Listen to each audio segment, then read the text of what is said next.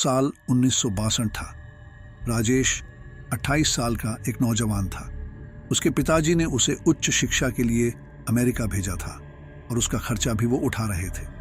लेकिन धीरे धीरे राजेश के खर्चे पिताजी द्वारा दिए गए पैसे से ज्यादा होने लगे।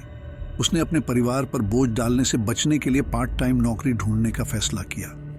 2 डिग्री होने के बावजूद राजेश को काम खोजने में काफी परेशानी हो रही थी। हर दिन वो अलग अलग इंटरव्यू पे जाता, पर फिर भी उसे कोई नौकरी नहीं मिल रही थी।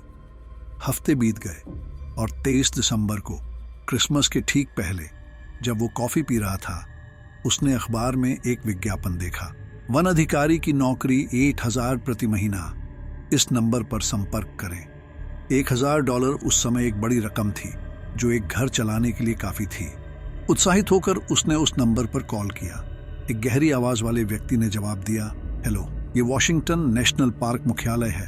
राजेश ने वन अधिकारी के पद के लिए अपनी रुचि जाहिर की।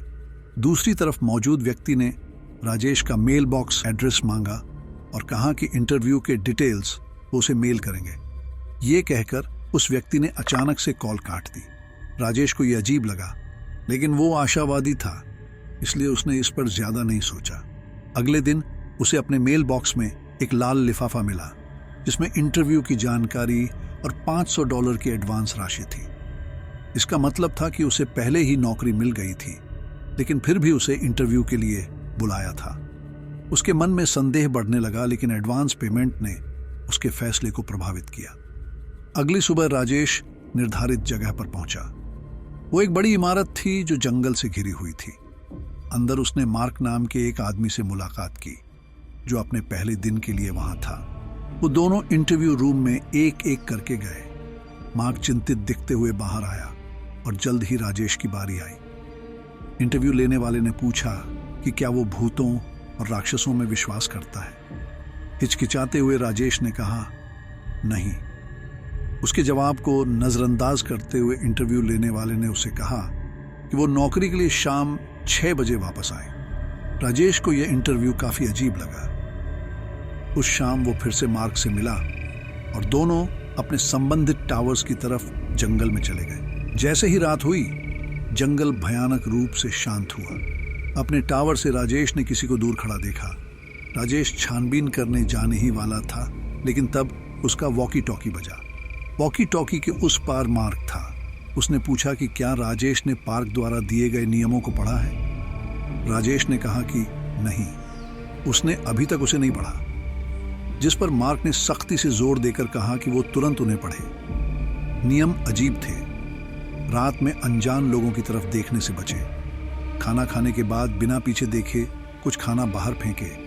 कोई चोट लगने पर जंगल के अंदर वापस ना आए। अमावस्या के दौरान वॉकी टॉकी से संपर्क न करें और आधी रात होने पर सभी लाइट्स बुझा दें। ये नियम पढ़कर राजेश को लगा कि ये किसी तरह का मजाक है और वो हंस पड़ा। राजेश नियमों को अनदेखा करते हुए बिस्तर पर सो गया, लेकिन अजीब आवाज़ों और रेडियो पर मदद मांगती हुई एक धुंधली आवाज़ से वो जग गया।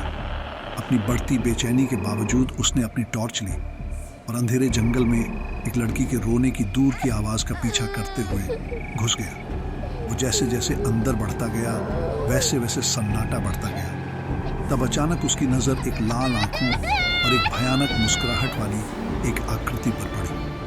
घबराकर राजेश भागा। उसने रेडियो पर मार्क से संपर्क किया। मार्क ने उसे एक नज़दीकी टावर की रोशनी की ओर निर्देशित किया।